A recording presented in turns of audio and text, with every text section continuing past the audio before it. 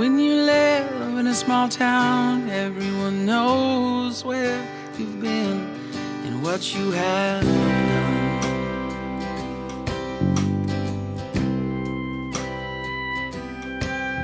I've been trying to leave this old town since Welcome back. Thanks for joining us. I'm Zeta. And I'm Kelly, and you're listening to Two Sides and the Truth. Okay, y'all, we're going to try to do a sneak attack on Rick. We're going to call him. He's in California currently working, and it's his first time in California, and he's probably a little riled up. We're going to see how long it takes for him to be like, are y'all recording me? He might not answer. He has no idea this is about to happen. So here we go. If he says anything offensive, You're welcome. yeah. It's not shocking. Disclaimer. He's not really great about answering his phone, honestly. I have my fingers. He always calls right back, but he doesn't always listen. He doesn't keep it next to him like most people, you know. I got both fingers crossed right now. Let's see. It's still calling. Ricky Rees, where are you? I don't think he's going to answer. He just senses. But we will sit right here, and he may call back. Yeah, he might. Let's let it ring fully just in case. No. Please leave your... Damn it. It's okay. We tried. I was so try. excited there. My heart was fluttering. I know. Just like I was about to go on a ride at 6. I know. Put your hands up. Let's see if he calls back.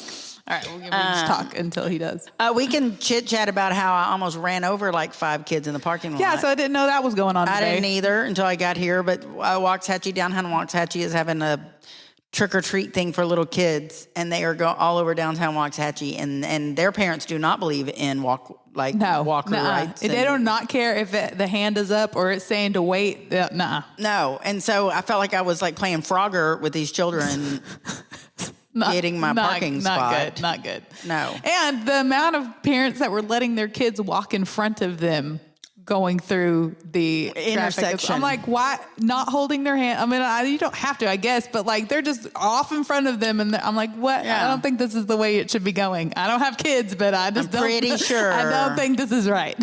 Yeah, no, they don't. They're just like candy. Yeah, they are adorable though. Adorably going home with their own parents. Yeah, right. So I'm past that stage. Zol decided that for Halloween, he always wants a costume. And I'm like, are you going to trick or treat? Like you're 6'1". Like, what's your plan here? You got plans for Halloween? And he was like, no, Mom, it's just my thing. I got to have a costume. I was like, all right, I'll get you a costume. But then his stepmom beat me to it and went and bought him a costume. She took him shopping for a costume. And she took him all the way to the Halloween store, like in Corsicana, like not close. And he's going to be an American flag. That's what he came up with. Oh, how random. I know. I was like, all right, that works. Whatever. I didn't have to buy it. I don't care. Oh, yeah. Well, you do you, boo. Glad it's American. I don't know. I don't know where else to go with that. So that's our Halloween. Are we going to do something still? What are we doing? What's your plan? What's going on for I didn't Halloween? make any plans because I don't like making plans for Halloween and then feeling like that's what I have to do. You know, like I don't. Okay, so you're freestyling. Yeah, I'm just freestyling. It's Halloween. All right, well, I let me do know. want to go. I want to hijack, somebody that has kids because I want to go trick or treating. I was like, we could go trick or treating, but we're all like 6 foot. I know, so we need one kid, right? What if we had a fake kid? Whoa, yeah, this is. What if we had a doll and we acted like she was tuckered out? Put it in a stroller and just push the stroller. I mean, we're going to need around? I have a wagon. Oh, damn, maybe that could work. We could just listen, she's tuckered out, and we should do that. That'd be so funny. My Halloween costume is going to be single mom. Is it really? I'm just saying that's what it is now. So what is your single mom costume? You're gonna have to have. We can get one of those how you strap them on your chest, the baby on your chest kind of thing, and then I can just act like put it like a doll there, and look like have my mom bag and be like, "This is my baby. I'm a single mom for Halloween." How do they know you're single? You just don't have a ring on? I don't know. When you say single mom, I'm like, okay, what would a single mom I'm not gonna, myself? I'm not going to have a dad that is present. That is strict. Dante's not allowed to come. No. Sorry, Dante, you can't come because it'll fuck up my costume. I'm a single mom. Single mom. Okay, I'm a single mom tonight. Doing this all by myself. Right. I don't know. What am I going to go as a married mom? I have to think about this because that's the stretch for me. I go as a married mom. We came up with something last week. Well, what we were was talking about the fact that I always like to be something scary, so I was going on. But I've changed my mind. I'm not going to do that. So I don't know. I always go as purge participants because I like to get all bloody and messy, and because I usually am like a zombie or a purge participant or something that is gory and bloody and scary. So that's my favorite. But all right. Well, I'm going to have to think on this. I don't know. I can be a murder mystery mom. So I'm like, I have already killed my husband and I'm covered in his blood. But I'm like, I'm going to take my kid out trick-or-treating because that's what you do. It's Halloween, bitches. I really love this backstory that I'm going here. I have a wagon if you need it. We're going to have to come up with a fake kid. How else are we going trick-or-treating? I don't know. We're going to think about this. Yeah. What if one of us dressed up as the kid? And when they answered the door, we were on our knees with shoes on our knees. And we just acted like it wasn't weird. Yeah. You could be the single mom, and I can't get on my knees. If I got on my knees, I can't get back up. I'm going to have to be the kid. Yeah, I'm sorry. We'll look into this. And I'm already a single mom, so that's not even a costume. I know, but they don't know that. That's true.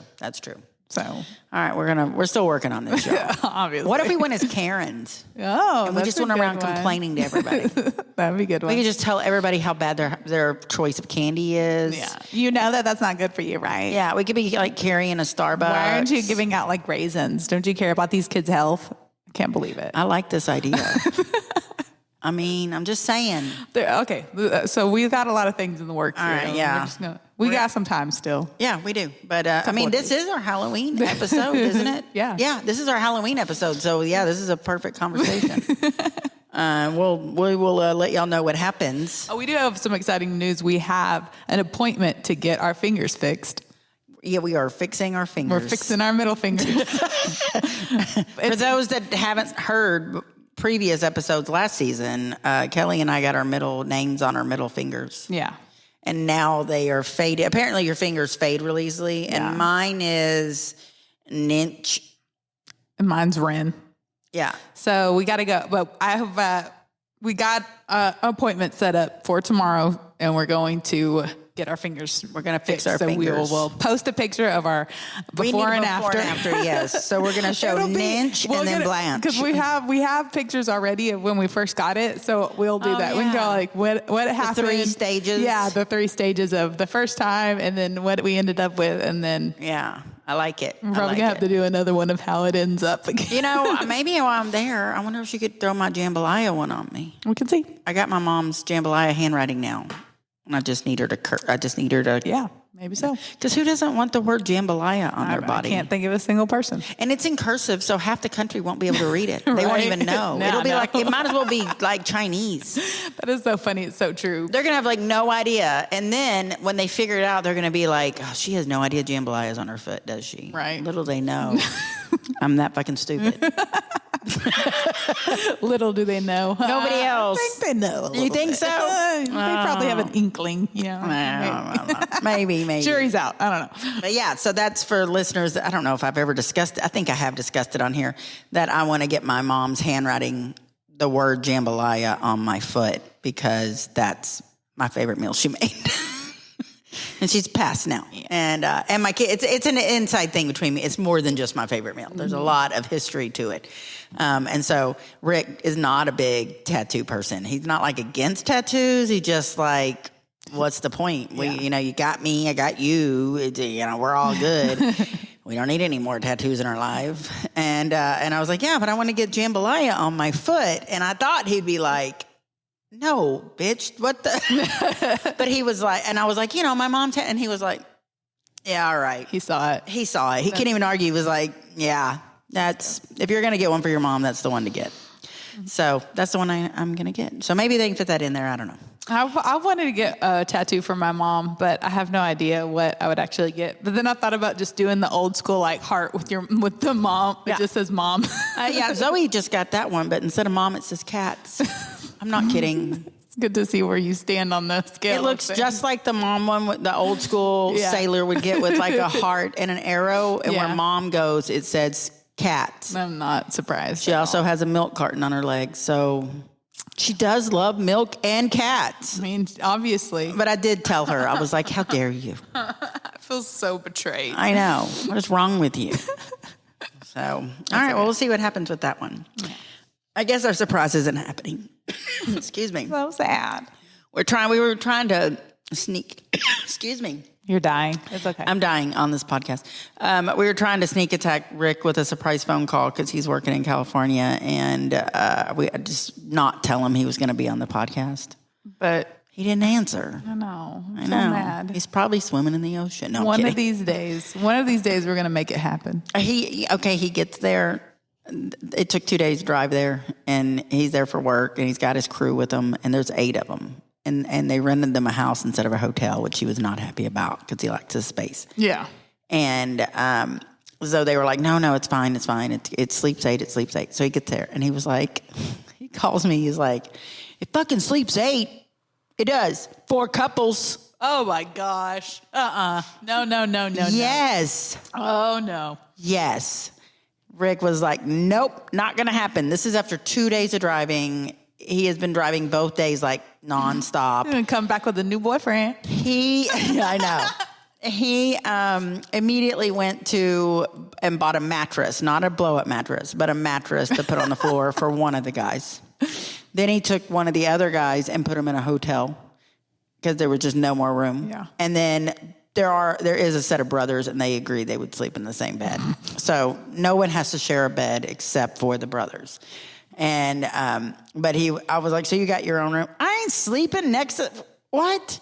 Yes, I have my own room. Of course he does. You think Rick's gonna sleep in another room? And then he says, he goes, the problem is when I get up in the morning, I don't want to talk to anyone, especially these motherfuckers. All right, I don't want to talk to anyone. And he goes, so when I wake up, there's like someone sleeping in the living room on a mattress. So he goes, and so he'll hear me, so he'll wake up and want to talk. No, that's the worst. And I was like, does he know you at all? Apparently not. I mean, that's the last thing I would do first thing in the morning is try to talk to Rick. No, he's not pleasant in the morning. That would not happen. He is not a pleasant morning person. And we're both morning people. Like, we both get up really early, and we just don't talk a lot. We do our own thing. See, that's good. That's coexisting right there. It works out perfect for us, but I guess they haven't, figured that out quite yet. So we'll see. This is day 2 of him being in California. So we'll see how it goes. Yeah. They said he was going to L.A., but it turns out he's in Redondo Beach. Next to LA, but it is better than LA. So that, he says it's not that. Oh, and he said, you heard him. He called earlier. He was, you tell them, he was talking about y'all, the listeners, because he knew we were about to record. You tell them these California people aren't any ruder than the ones in Dallas. I don't know why he thought I needed to share that. Just a PSA. They're just as rude. Isn't that weird? Yeah, I thought it was really funny. Aren't they the ones that keep moving to Texas? Yes. People from California? Yes. Yeah, that's what I hear anyways. They need to quit it. Yeah. Oh, I mean, I know it because I actually called a friend of mine that moved from Redondo Beach to find out restaurants for Rick to eat at. So, yeah, it happened. She moved here. She was from here, so that doesn't really count. Okay. She just moved back. Yeah. Okay. But he did go eat, like, one of the places. Last night for dinner, he went and ate one of the places she recommended, and it was Hawaiian barbecue. And he had never had it before. And the fact that he went out on a limb and tried something. Wow. Yeah. I was like, all right, look at you. Because there's no country food there, I'm sure. Oh, that sucks. Yeah, I would bless his die. heart. Yeah, and I will see what he thinks about the Mexican. Oh man, see, I would be so scared to try Mexican food anywhere else. Well, they get good Mexican there. I've had Mexican in L.A. anyways, and it was good, but it's more authentic Mexican, whereas we have more Tex-Mex. Yeah. But most people in Texas they're either part Mexican or they have a number of Mexican friends. So we've all eaten a lot of real Mexican food and like it too, like just as much as like people think that if we're from Texas we only eat Tex-Mex. I'm like, we're fucking touching like Mexico. We're literally right there. We're going to get some of the original stuff, too. So anyways, a little sensitive subject. I guess it can be. Yeah.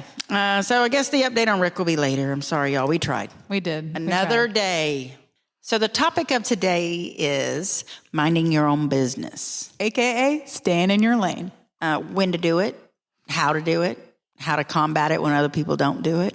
we're gonna cover it. Yeah. You can take our advice or you cannot. Are we professionally trained? No. Fuck no. Sure not. But life lesson trained? Absolutely. Yeah. Absolutely. So talking about, obviously it's different for Kelly and I. Yeah. Because the first thing that popped in my head was parenting. Because staying in your own lane when it comes to parenting is a big deal. Yeah. Social media to me has really made people feel very comfortable Getting into other people's lanes. Yes. You know, so TikTok is a good example, but Facebook, it's been going on and on since videos started popping up on the internet where you could just film anyone you want to. And comment anyway. Yeah, any way you want to. And I always try to, and I learned this lesson having children with autism. This is what taught me this lesson. I can't say that I was this evolved person prior to that. But I try to objectively look at things and think, is this person possibly mentally ill or have a neurological issue or something going on more than just being an asshole or just throwing a fit? Yeah. And so when I see things that to me are clearly a mental health issue or something's going on, I always think, well, you're wrong filming this person and put it on the internet. Like, I get it. The person's being a jerk, but it's clearly a mental health issue. Mm-hmm. So that's one of the things about staying in your lane that pops in my head is we get real comfortable doing that. And you know, our kids see that we're commenting that. And our kids see this, that if they're on your social media, you might think you're privately being an asshole, but it does get seen. And the other part was, you know, other people trying to get in your business. So parenting in real life. So when I had my older 2 kids, I never had anyone ever tell me anything but about how great my kids were. I'd never gone in public and had a kid break down and have a mental health issue in the middle of the store. I had never had anyone judge my parenting in private that I know of or behind, like ever. Everyone really was like, you're a great parent. That's what I always heard. I fully believed it. And then I have 2 children with autism. And, you know, this is the thing about autism is that it's a spectrum disorder. So no 2 kids are the same. So sometimes it takes a long time to diagnose it, particularly with girls. So it took a long time to get Zaylee diagnosed. And it took even way longer to get Zoe diagnosed. And because they don't have like what you might consider traditional autism. And they're very high functioning. Some people don't like that word. I apologize. But I'm using it. And because, you know, I can't make everybody happy. No. And it's the only way to describe it to me. And anyway, so Zaylee in particular, Zoe never was a big fit thrower, but Zaylee, when I say she could throw a fit. She can throw a fit. And, you know, it sounds great and all to be like, just take them out of the store. Because I agree. Like, if you're in a restaurant or you're in a public place and it is going to bother someone trying, you know, if I go in and I spend $40 on a meal for myself, I don't want to hear a screaming kid. So I get that. Like, you got to take that kid out of there. Yeah. You got to take them to the bathroom. You got to take them outside. You got to leave, whatever. But I was a single parent. And I had 2 toddlers with autism.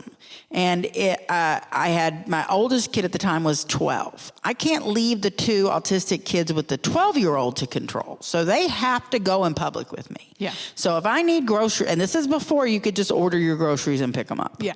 So if I needed groceries or something from the store, I had to take those kids with me. I have no family to help me. I had to take those kids. And certain lights would set Zaylee off. Yeah.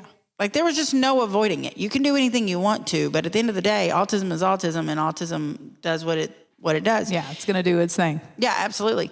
So there were many times that I would take her into a store and something would happen. And a lot of times it would be that she wanted something she couldn't have. Yeah. But it wasn't that she was spoiled and she had to have it because she was throwing a fit and she wanted it, like Veruca Salt.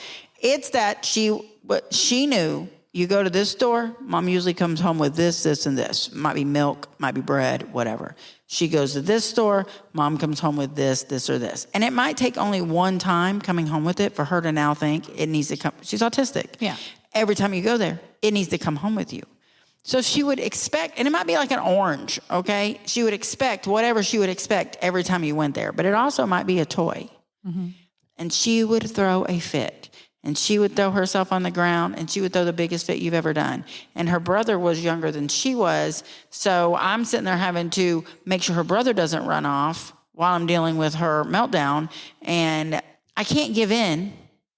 Because then people are judging you that you're a shitty parent for giving them what it takes to shut them up. Right. And they're right. Like, I can't just be giving her something to shut her up because I'm going to have to deal with her as an adult where she's been given shit to shut her up her whole life. Yeah. So I'm still got to teach her the lesson. It's a very difficult situation to be in. Yeah. And so I cannot tell you how many times I had to leave a store, but I still needed milk. I had to go back with the same damn kid, and we had a fit almost. I mean, I'm telling you. And cars set her off, the vibration of car.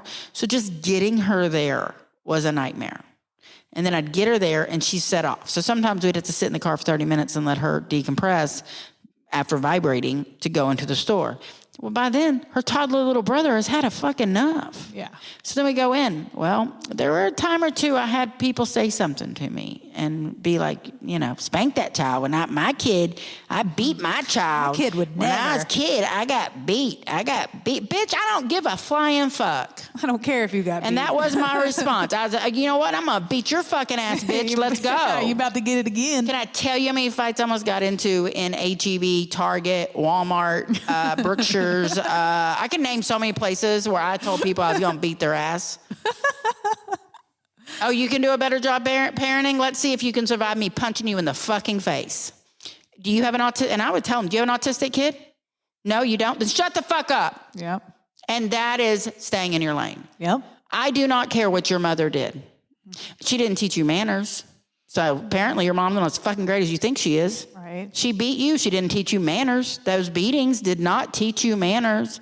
And then there are people that are not going to say this in public. They're not going to say to a stranger at Target, your kid I don't know anything about is throwing a fit right now. Let me judge this and tell you what I think. Most people are not going to do that. They sure the hell will go on and be keyboard warriors. Oh, yes, they will. And they'll see a video of a kid that's clearly got a problem throwing Or a fit. they'll just sit there and video it, and they'll be the ones uploading it. But they're more guilty of being the ones commenting. Yes, there's so many horrible comments. Well, we see the comments. I see who says those things. And these are people in my circle. It shows up. Yeah. And then I'm like, noted. Good Noted. to know. Yeah, Noted. You just showed me the kind of person that you are. Yeah, noted. Yeah, oh, that's great. You're ignorant. That's all you look is ignorant. You don't look like the world's best parent or that your mom that beat the shit out of you was the world's best parent. You look ignorant. Yeah. And so that's my staying in the lane. That's where I went to immediately with parent. Now, have there been others? Yes, in my lifetime where people needed to stay in their lane.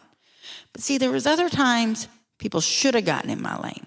Yeah. So what are times that you would get out of your lane, or you think it's okay to get out of your lane? I think when you have a situation where a kid is truly in danger. Yeah, I agree. And, I'm not going to name names, but there was a time in my life when somebody should have stepped up and helped me when I was a child. And no one did. And there was a time in my mom's life where people should have stepped up and helped her, and no one did. And I have brought that up to these people as an adult and been like, where were you? Why didn't you step up? What were you doing? Why were you not? Why didn't you step up? So like the fine line is, it's one thing to see somebody with a kid having a fit in Target and what you're going to assume and you're not going to assume. Now, if you see them beat the shit out of that kid in Target, then yeah, you got a different direction to assume than a fit, Yeah.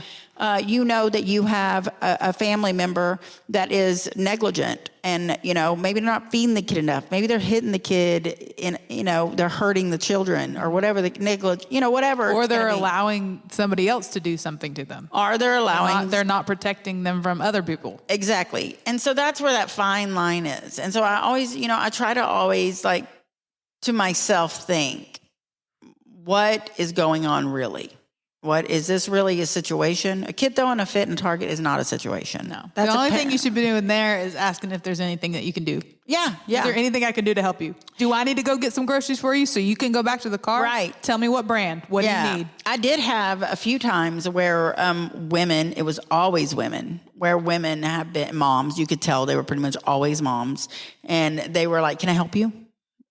And they meant it. Like they weren't being dicks. They were like, they've been there, done that, And I have done that for people. When I'm like, hey girl, I got 4 kids myself, been through this. Want me to carry that bag for you? Yeah. You may carry that car seat for you so you can take care of the kid.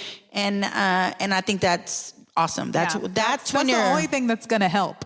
Nothing else that comes out of your mouth or things that you think are going to help. The only thing that's going to help is being a compassionate person and asking them, is there anything that I can do for you right now? Yeah. Because if not, okay. Yeah, mind your business. But if there is, I'm willing and happy to do it. And I mean, again, if you suspect there's some kind of abuse situation, that is a different case. And the irony in that is so many people do ignore that. Like the same people with the comments about the kid with the fit and Target are the same people ignoring obvious abuse. They'll see signs of abuse on somebody and then just totally not my problem. Or they'll say, man, I lived through it. Yeah. My favorite is, it was worse for me. So? Okay. Yeah, that makes a lot of difference. So what? So. Yeah, it's sad.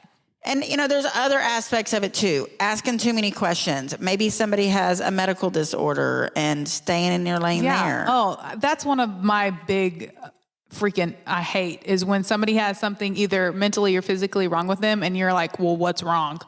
First of all, that's really none of your business. Right. That is their business. Like you can, I guess, assume all you want, but don't be asking somebody what happened to them. Yeah. Or why they are the way that they are. Oh, you don't, or your legs are messed up. Well, what happened? Yeah, what happened? Or like, why are you handicapped? Why are you this? No, right. that you are not entitled to that information. No. So why are you acting like you are? Or it can be, staying in your lane in regards to you do know someone's medical history and you're giving advice because your brother's sister's cousin told you one time their barber did this and it worked. Right. Because as a parent with a kid with ADHD and autism, can I tell you how much that advice I get? Right. Or have you tried essential oils? That was exactly what I was about to say, is how many people have solicited me to buy their MLM shit to help my kid with their autism. Oh my gosh. And I'm like, you do realize FDA is not involved in your shit at all. And this is my kid. You want me to shove this shit down? They really do be thinking that it cures AIDS.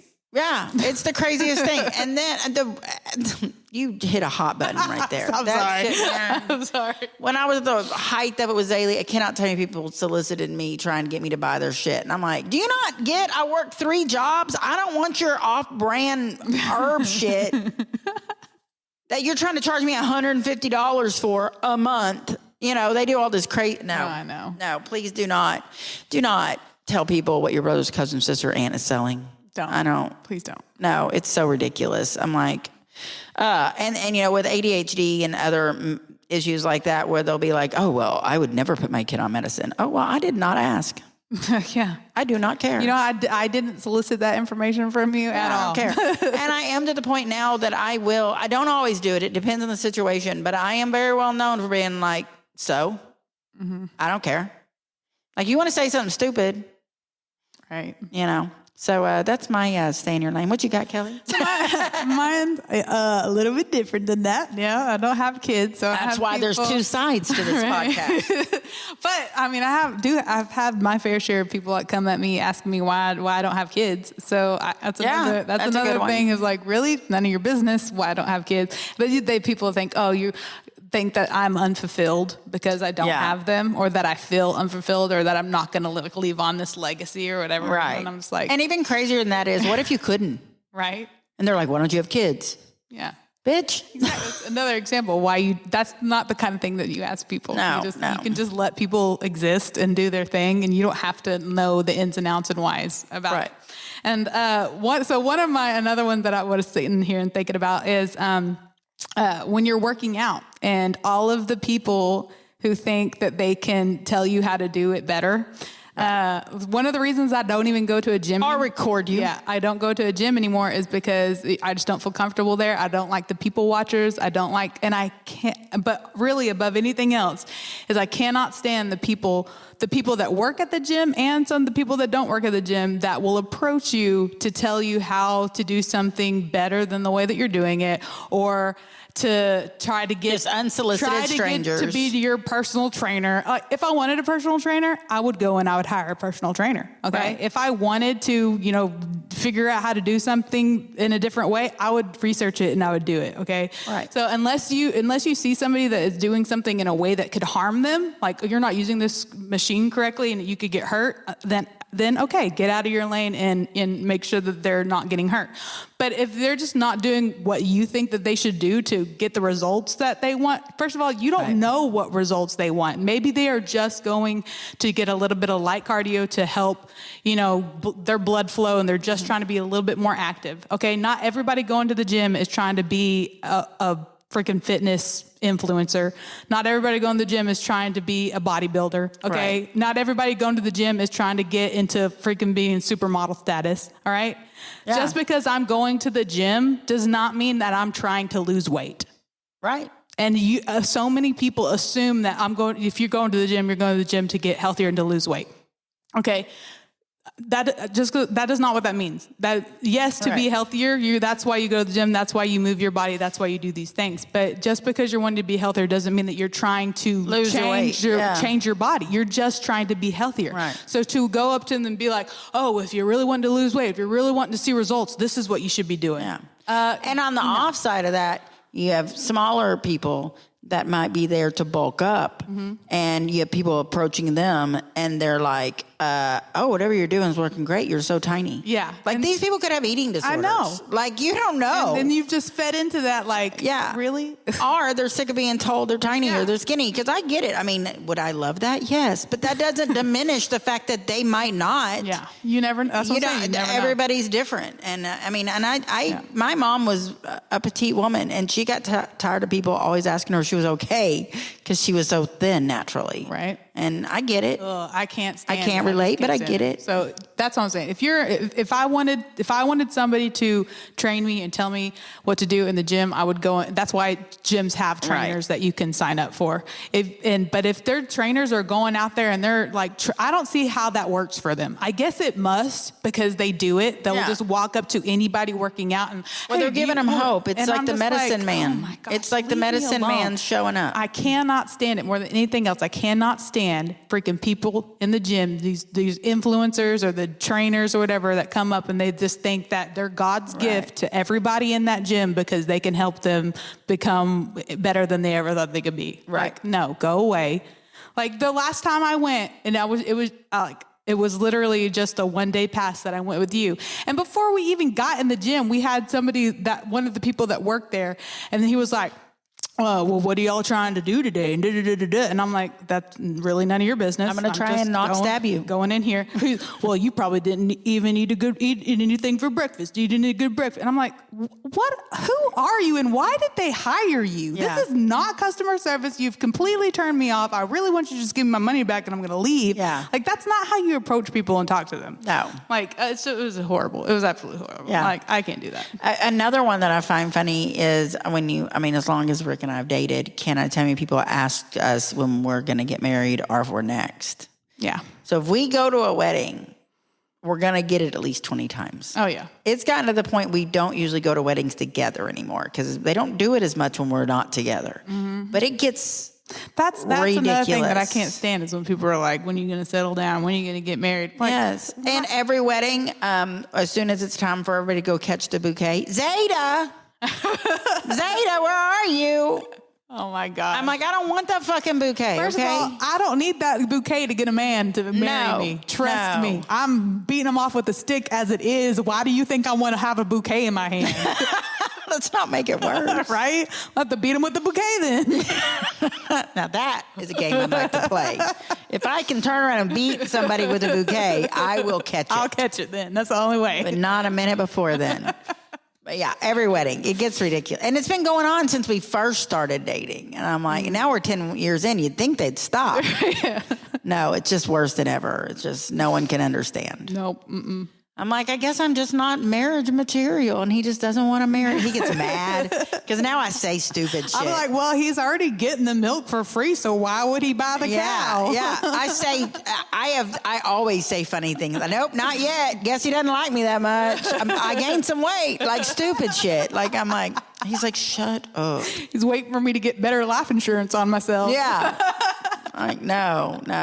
So, I feel, so stay in y'all's lane, people, unless someone's truly at risk. Right. The rest of that stuff no one needs to say. It really doesn't. It's not necessary. It's not. You're going to get someone like me who's going to, it's going to get ugly. And I'm not even mean about it. I make it where it's just uncomfortable, and then I just stare at them. I'm just going to make you way more uncomfortable than you're trying to make me right now. Yeah. And the best thing is when you make them uncomfortable, and then you just stare at them like you're waiting for their answer to something, their response, and they don't know what to say, and you just stare at them like a deer caught in headlights. Right.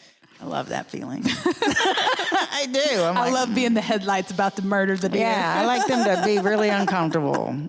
Two can play that game. Yeah, they can. That's my rule at that. I love it. I do too. Okay, so we have a special guest today, and we have told y'all that this season we're going to have more listeners on the air.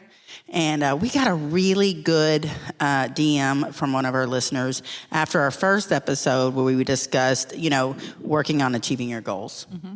And so I got it, and I was like, wow. Like, I'm not going to lie, I teared up a little bit. Yeah, it was pretty great. It was really good. And so I immediately told Kelly, I was like, you got to hear this. And then I was like, we need her on. Yeah. So, and so here she is. So I didn't know that you wanted us putting your whole name out there. So her name is Melanie. Feel free, any additional information you want to give, but I am not going to give that. But this is listener Melanie. Melanie, say hello. Hello. Melanie, Hello. Where are you from, Melanie? I'm originally from California, but we moved here in 2001. So when my kids were in school, we resided in Joshua, Texas, and now we moved to Burleson, Texas. Oh, okay. You're right by one of our BFFs, Brandy. Shout out, Brandy.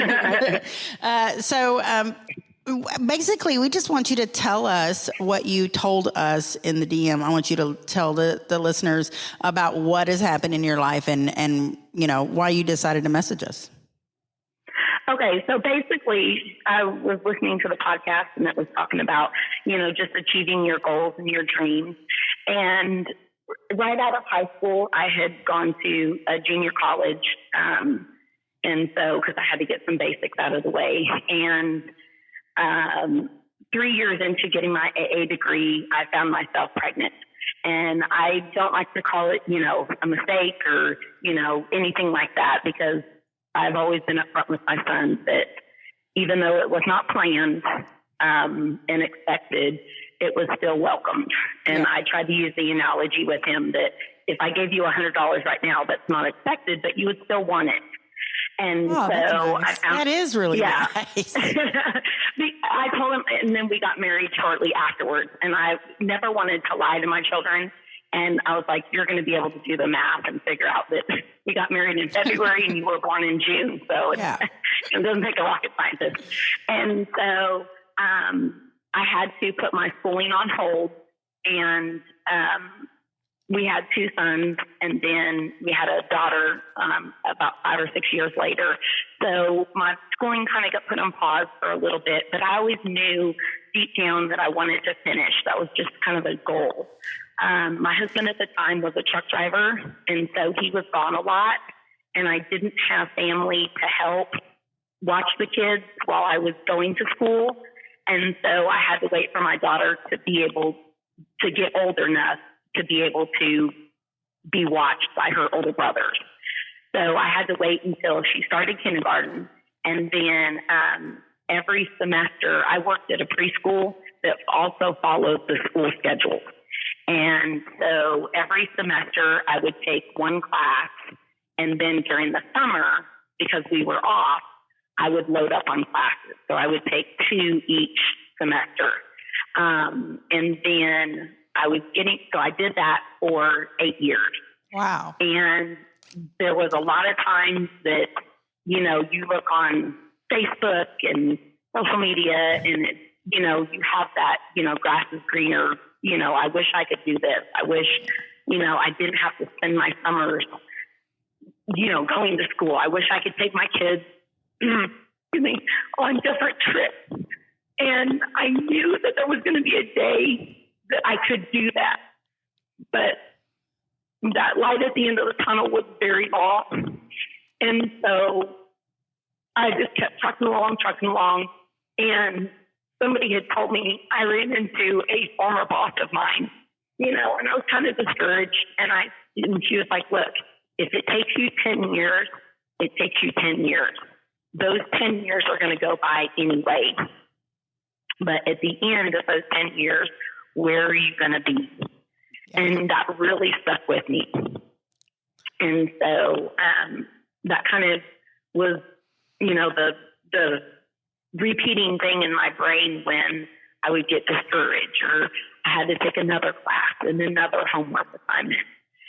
And so I was getting ready to start at Tarleton for my education classes because I wanted to be a teacher. And I was going to have to go full time.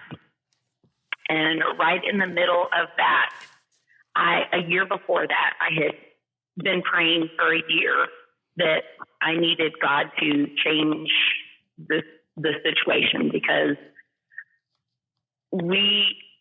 I was kind of more in love with my husband at the time, our story, than I was with him.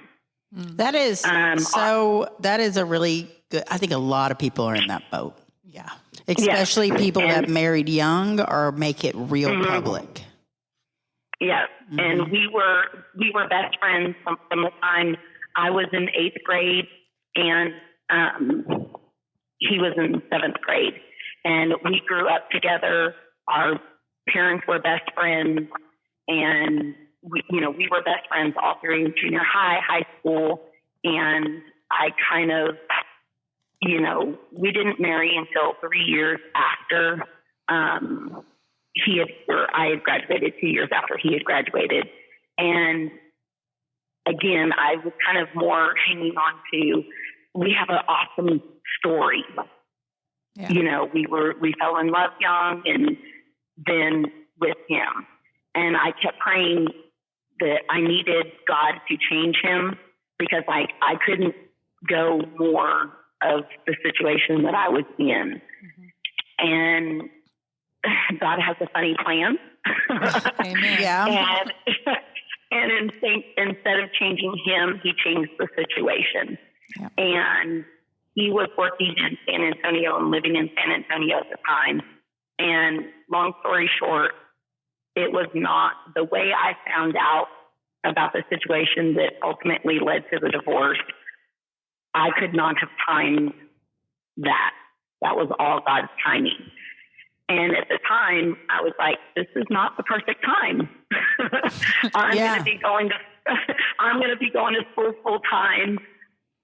I couldn't afford, I was making $975 a month. I couldn't afford to live on my own, let alone take care of 3 kids, and so I was like, okay, well. So how did you do that?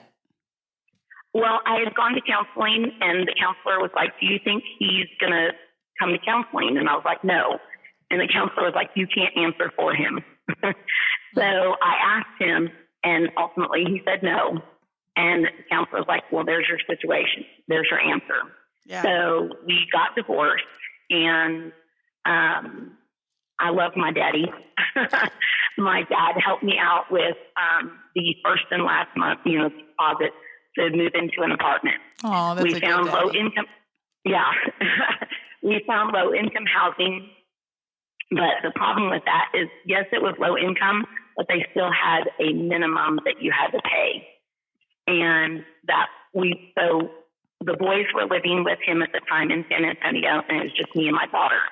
And we moved into a 1-bedroom apartment. She took the bedroom. I took a mat. I took an air mattress in the living room. And then 3 months later, he got evicted, and the boys had to come live with me. So me and my 3 kids were living in a 1-bedroom apartment. Wow. And then we moved ultimately to a 2-bedroom apartment. So the kids had the rooms, and I slept on an air mattress in the living room we did this for 2 years while I was going back to school. Yeah, so I'm going to tell you, I know your kids are grown now, right? So yes. Did they bring up this time very often to you of y'all's life? Does it occur to them it was a difficult time for you and what y'all are going through? Yes, now that they're older. Because my kids bring up stuff now that they're older, the older 2 kids. they get things they didn't get then. And they will say, Mom, remember when this happened, or remember when we lived here, or we did this, or you drove that. And it's like they're piecing it together, and they're just like, oh my God, I don't know how you survived that. I would have given us up for adoption. Like, yes. In fact, they see things, because at the time they were teen dad, and everything, that had gone wrong was my fault. Yeah. And I did not, argue with them. I let it go, because I knew that they were looking at it through their lens, which was kind of filtered at the time because they didn't know everything. Yeah. Right. Now that they're older, and 2 of the 3 of my kids have children of their own, and now that they know, they're on the parent side of it, they're like, Mom, how did you do that? Yeah. I'm so sorry that you had to sleep on the air mattress. In fact, my daughter 2 days ago asked me, she's like, Mom, was sleeping on the air mattress for 2 years comfortable? And I was like, well, no, not really, but I made that sacrifice because I wanted you to have the bedroom. I wanted you to be able to have some kind of stability, to have that normalcy. Space. Mm-hmm. Yeah, I've lived it. I didn't have the air mattress, but I did sleep on a number of couches, and at one point I had to rent the upstairs of a friend of my brother's. He was getting divorced as I was getting divorced, and he rented me his upstairs. But with my kids. But every other weekend when his kids came home, he didn't want his ex to know that he had a whole family living in his house. So every other weekend we had to find somewhere else to go. Oh my God. And leave no sign we were there. Me and 4 kids and 2 are toddlers. And we had to leave no sign we existed. That's crazy. Isn't that crazy? Yeah, shout out David Shue. But we did it, and it turned into some of the best, funniest stories my kids and I tell. Like, we have the funniest stories from living there, so it works out. It really, it does work out. As long as you don't give up. Yeah, but I can't imagine doing all that, because I did live something very similar and going to school. Yeah. You are one driven woman. I work. Yeah. There's no fucking way I was going to school. I work full time, so I worked Monday through Friday. We had to be here. It's a preschool / daycare. And so I had to be here by 8:30 in the morning, and then left at 3. And then I would go pick up my daughter from school, and then go home, and we called it making a fast meal. So like chili burritos and mac and cheese and hot dogs and pork and beans hot dogs. Yeah. And I would chow down a quick meal, and then I had to leave by 5 o'clock to go to night school. And the first semester I did 3 nights a week. The second semester I did 4 nights a week. And then we had like 5 Saturdays. And then the third semester was 4 nights a week and Saturdays. And then the 4th semester was my student teaching year. So at the time, like I said, I worked. I didn't make a lot, but I worked enough. I still had a car payment, insurance and all that kind of stuff. So we had a house together. So we had sold that. So we split the income from that. Wasn't a lot, but it was enough to kind of get by. And then, like I said, my dad helped with the major expenses, like if my car broke down or I needed a new tire, he helped with the big things. Yeah. And that's exactly, you literally are living my story. That was my dad. My dad was like, he saved me a number of times, and I was always too proud to ask. So my stepmom would actually call me and be like, is there anything you need? No, I'm fine. Then she'd talk to my daughter and be, anything your mom need? Yeah, the car is making a noise. It's crazy, So where are you now? What have you achieved? Tell us what you've done. So I graduated Carleton in December of 2015.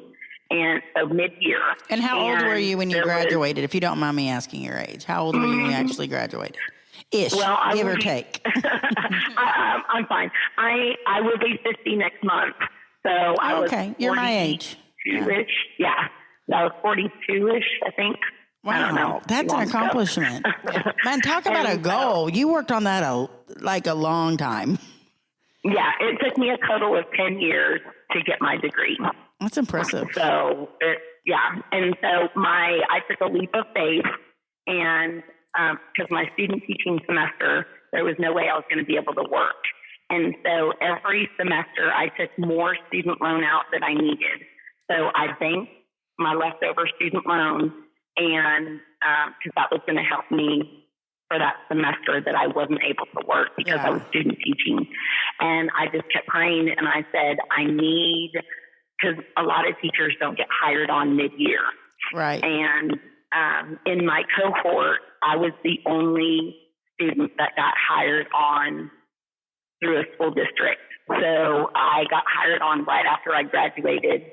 I graduated, like I said, December of 2015, right before Christmas break. And then when we came back from Christmas break, I started my class as a second grade teacher.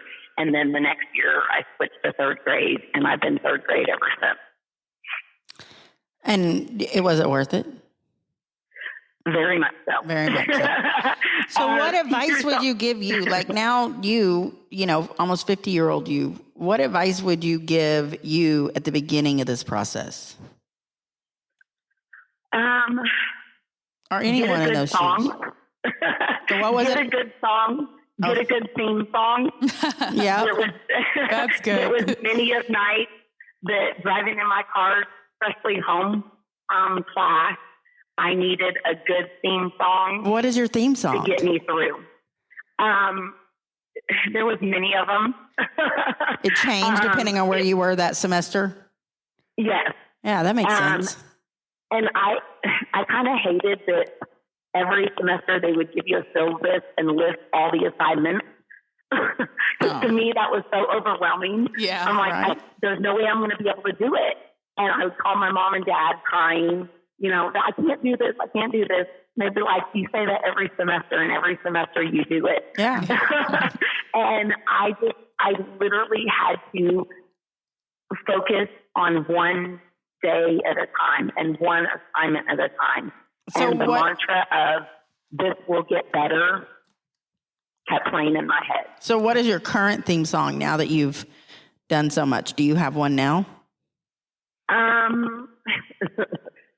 It will keep getting better one day at a time. Yeah. I am still not living, you know, where you want to be at. Yes, teachers don't make that much, so currently I'm working 2 jobs. So I just have to keep, there is going to be a light at the end of the tunnel. Yeah. This is not going to last forever. Right. I don't know God's plan. In fact, I have a tattoo that says let go and let God. And I have it on my wrist as a reminder that I might not know the plan, but he does. No. And I mean, yeah, I kind of wish he would let me know. You know, a little sneak peek of, it's going to, here's what it's going to, you know, it's going to take.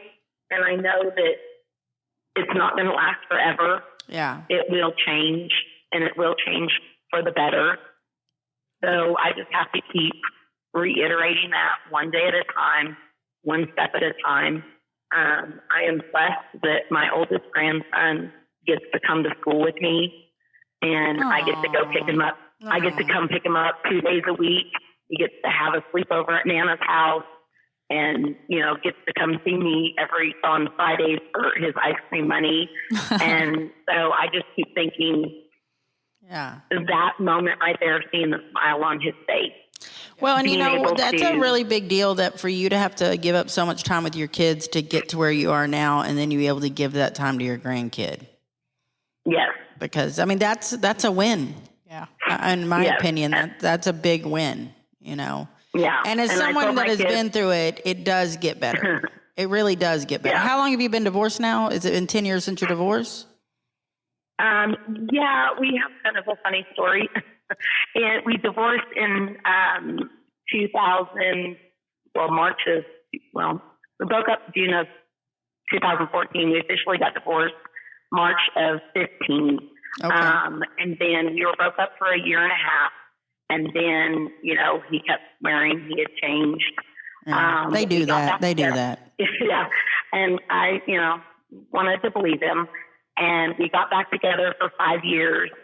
And again, God's timing on opening my eyes to the truth. Right. And not what he wanted to tell me, happened. And we have been officially done since December of 2020. I will tell you that it will get better. I'm a testament to that because I definitely went through a lot of similarities as you, although I did not go to school because that would have kicked my ass, and I suck at school. I can't pay attention. I know it's shocking.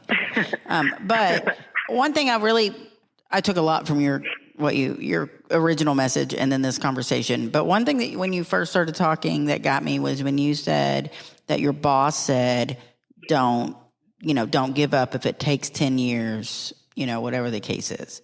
And I just find as women, men too, but I relate to women, that we owe it to other women to give them those words of encouragement and to let them know, that we believe in them and that they're doing well and it's okay to struggle. Sometimes it happens to all of us. And I hope you pass that on to someone else. Like she did you that favor and it has stuck in your head all this time. You're going to be somebody else's story. Just like she's part of your story. I hope so. Well, I believe it. And, this podcast is a really good way to put it out there because somebody is going to listen to it. I mean, our average listener is you. And a lot of women have been in our boat. Yeah. And even if it's not a marriage ending or if it's not about school or it's not about taking kids, we all have different struggles, whether it be with alcohol, whether it be with money management or, physical handicaps or, mental handicaps or whatever the case is. But, I feel like when we share stories of struggle, we normalize the fact that that's reality of life for most people. Yeah. There's not, and like you talked about when you are on Facebook or social media and everyone's like, everything is wonderful, And when my daughter, when we were at not the worst of the worst, but pretty damn close to the worst of the worst, we were living in an ex-drug dealer's house that we were renting, and people kept coming to my door trying to buy drugs, not knowing he had moved out. And I was like answering the door with a gun to people's faces. I'm not kidding. Oh my goodness. It got a little rough, okay? And when all of that was going on, and we were going through all those situations, I would have never believed I was where I am now in such a short amount of time. And so I started being honest with people about where I was because Zoe, my oldest, said to me one day, we got in kind of an argument because she wanted something I couldn't afford, or she wanted me to take her somewhere and I couldn't get off work. It was something I couldn't do for her, and I don't remember what it was. And she was a pretty reasonable kid, and she very rarely threw fits. Like Zoe was the easiest kid I had growing up. And well, I don't know, her and Zane both. But she said, everybody on Facebook, so they go on vacations, they get this, they get that, they get this. I was like, you have to understand, no one's going on social media and like, hey, I just found out my husband cheated. Hey, I just found out that I have gonorrhea. I don't know, whatever. Yeah. No one's putting that shit out there. And that's what I told her. I was like, look at my Facebook. Do you see me telling people that, I'm $200 negative and I don't know how I'm beating you tomorrow? Like, you're not seeing that. Because why would I put that out in the world? And that's when I realized I probably did need to start putting stuff like that out in the world. Maybe not to that degree, but I started being really honest on social media about my struggles. Not crying. I was real careful how I worded it, and I wanted it to sound like I was making fun of myself, just like you hear me on here make fun of myself.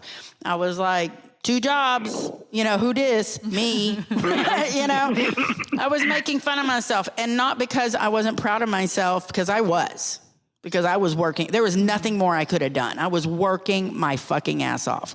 But I wanted other women in my shoes because I knew so many existed. And men. I mean, there's men too. I wanted them to see we all stumble. And I tell my kids, that my son ended up, he got his girlfriend pregnant, and then they ultimately married, and they have 3 kids. And, it's still a struggle for them. And then my daughter was going to Texas State, and she found herself pregnant. And I told my daughter, I said, look, your ultimate dream to graduate from Texas State is not going to happen. I said, but your dream of graduating with a degree can still happen. Yeah. definitely. It might be a different path than what you thought it was. Right. But you can ultimately still achieve your goal. My dad was in school until I was in 9th grade. He went back to college, and he did not graduate till I was in 9th grade. And from the time I was in 9th grade until I was 20, he became a very successful man. Anything is possible. I told my kids, I said, look, because my son was like, well, we can't afford this. And my daughter, her son, my grandson, my youngest one, they live with me. And I told her, I said, she was, upset. She's like, Mom, I can't afford this and I can't afford that. And I said, look, what is the funnest memories that you guys have? I said, it's the little things. We couldn't afford, when we were living in the apartment, I said, I couldn't afford to take you guys on vacation. So during the summer, we would go around, we would pack a picnic lunch, of course, go early because it was summer in Texas. And we would go early. We would hit a different park every week. We would go to one park, pack a picnic lunch, and go to a different park. And I said, then at the end, each of you, we took turns, and one of you would know the surprise that we would go to. And it was either ice cream or snow cones, but we made a game of it. So we made we would say instead of Dairy Queen or DQ, we would say the first letters of each word. And then they would spend the entire time at the park trying to figure it out. Yeah, what the clue was. And then my son and daughter played New Year's Eve, played a weird game of pass the balloon, and they came up with rules, and they wrote down these rules, and it was the funnest game. And they still talk about it to this day. I caught my kids playing a game 2 days ago. My 2 younger kids that my older kids came up with when we were at our poorest and we couldn't afford to do a lot. And it's hide and seek in the house. They'll play hide and seek in the house, but they'll do it at night and they'll turn all the lights off. So it's extra hard. And the older kids used to play it with the little kids just to keep them occupied when I work nights, when I used to work at the bar. And I hadn't thought about them playing that game in years, and they used to do it all the time. And I got home the other day, and I opened the garage, and it's pitch dark in the house. And I notice it's dark already. And I'm like, why are there no lights on in the house? Are they in bed already? What is going on? I opened the garage, and Zaylee is standing in the garage.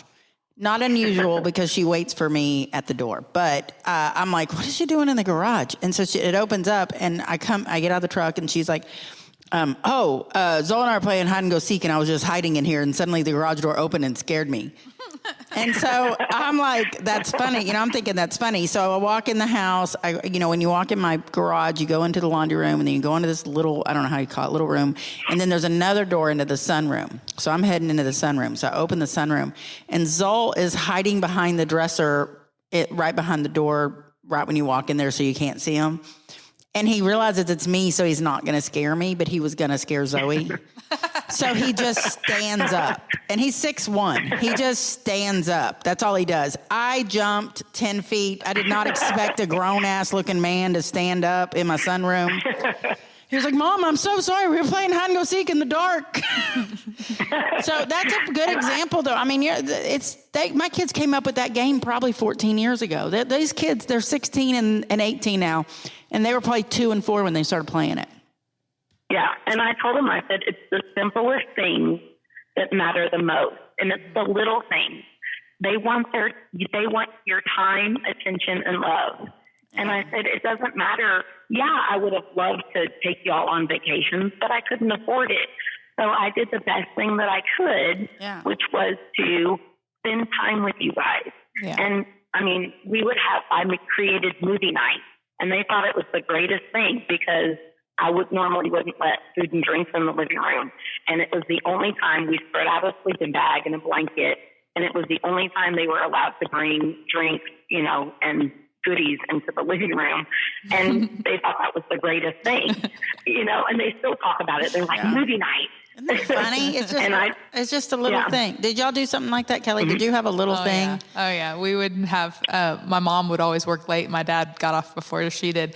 And so we would help him come up with a whole menu, and we'd write it out. Oh yeah. Like, You've said we this would before. act like she was, we'd beat her at the door and act like she was coming into this restaurant, and we'd take her things for her. And then we'd give her the menu that she could order off of. Yeah. That was the best. That's cute. And that's all it takes is just a little, creativity. And my mom was the queen of that too, because depending on who she was married to, we were rich or poor.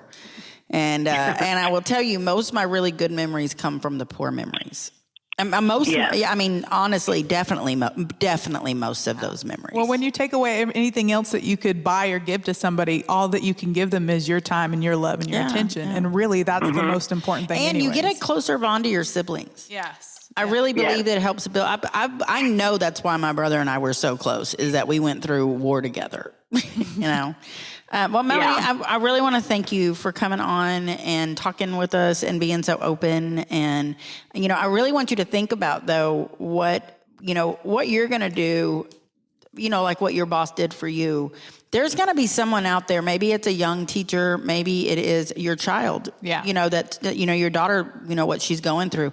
But I assure you, you're going to say something to somebody and it is going to stick with them for 10, 20 years, just like it did you. Sure is. And I hope so. And like I said, we all, it takes a village, even if you're an adult. Yeah. Well, I tell you what, that's why I have my girlfriends. That's my village. And they're not helping me raise my kids because none of them want them, but they're raising me. They're keeping me sane. Yep. You have to be a little selfish and make sure that you have somebody to take care of your mental health needs as well. And so I hope that you do that for yourself, whether it be a boyfriend, a best friend, Boyfriend, what is that? I mean, they're out there. A dog, a cat. A cat. Yeah. Hey, if you want a one-eyed cat, I got one. No, she did not. I would not give you that poor cat, man. No, I heard the story last week. Oh my God. Thank you. Kelly keeps cutting me off because no one wants to hear about this smelly cat. I could go on for hours. It attacks me. Every time I go to feed it, it attacks me like I'm doing something bad to it. It attacks me. It tries to hurt me when I'm feeding it. I'm like, I have never had a cat hate me. Fuck this cat. My daughter's got a cat and two guinea pigs, and my dog just passed away. So I'm good on that end. Oh yeah, you're probably good on that. Well, thank you for joining us, and keep us updated. Definitely. And your message we also teared up. So it's okay if you're tearing up because we also teared up, but we didn't know you. I was like, oh my God. It's very inspiring. It was really inspiring. So, and don't give up. I know that it's not easy yet, but you've accomplished the hardest part already. Yeah. And that's something, Yes.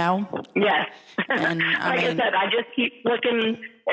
It's going to get better. I know it is. And it's a daily struggle. What you need to do is you need to try to win one of those trips off the Kid Craddock show. Well, they always do it when teachers are already in school. Oh, They're like the teacher giveaway thing. And I'm like, okay, do you not know that teachers start at 7 in the morning? Yeah, right. I can't listen at 8:30. Yeah. I won one time. I won a trip off of Kiss FM one time years ago. Really? Uh-huh. Mm-hmm. I got to go to Disney. That's so cool. Not Disney. I'm sorry, California. I didn't go. I went Florida. I can't talk. I went to Florida and I did go to theme parks, but yeah, it was nice. So, and that was before I knew Al. It was a long time ago, but it was the Kid Craddock show though. So that's cool. Yeah. So hey, try to win a trip. Never say never. Anything is possible. Exactly. Anything can happen. Anything. Well, thank you for joining us. I'm just along for the ride. Thank you for listening, Kelly. You had a question or two for her. Did you want to ask her about the podcast or anything? Is there anything? Yeah. I was wondering, how did you find the podcast? Well, I listened to, Kid Craddock in the morning, And so then I listened to, the Let's Be single that transpired into. So you've been listening since the beginning. Oh, you're an OG. Yes. Yes. Did you listen? You listen before I was on it when he had the other co-host? No. Okay, he had another co-host before me. No, I started listening when you came on. Oh, okay. So then I listened to, all that. And then when you guys started yours, I, downloaded yours and started listening to yours. So every day I kind of have a different podcast that I listen to and some music while I'm cleaning and they're all saying all same. kinds of stuff. I'm all about the murder mystery podcast. Rick gets a little nervous. He should be. He's like, why is it every time I come in here, you're like so happily listening to murder stuff? I know. It's so weird. I was like, it's my comfort. No. Okay. Well, thank you so much for joining us. And you're welcome. Hopefully we talk to you again. Oh, definitely. Definitely. All right. You have a great night. Bye. Bye. You too. Bye. Hey, babe. Yes, dear. You're on air. We've been trying to call you so we could get you on air. Are you excited or you're going to be quiet? He's not going to talk. I'm real busy. We got to make this quick. All right. Well, everyone just wanted to hear you, so we just called basically. We're playing a game someone gave us like a reckoning ball, which is kind of like an 8-ball, not the 8 balls you used to do, but like 8 balls, like where you ask it a question. And, yes, I understand. Okay, but it's a wrecking ball, so it's Southern. So we just said, "Is Rick running the roads in L.A.?" And it said I had to. Most likely not. It said I seriously doubt it. It said I had to ask again later. Yeah. No, he's running the routes of L.A. Anyways, we just we're not going to keep you. I understand you're at work, but we're just trying to please the lilisteners, hon. Yeah, and I'm happy you're out of town because I'm going to spend the night at your house. She said she's going to come over and sleep in your spot. I said, you can't. I've been sleeping in it because it's more comfortable. And why is that? Why is the guy's spot on the bed always the most Because when he moved in with me, he gave me the bad side he used to sleep on. I've already figured this out. Negative. Y'all just want whatever y'all can have. So. All right, I got to go. All right, I love you. Bye. Love you, bye. Well, that's all for today. Thank you for joining us. Maybe come back next week and bring a friend. Yeah. And remember, there's always 3 sides to every story. 2 sides and the truth. Bye. Bye, y'all.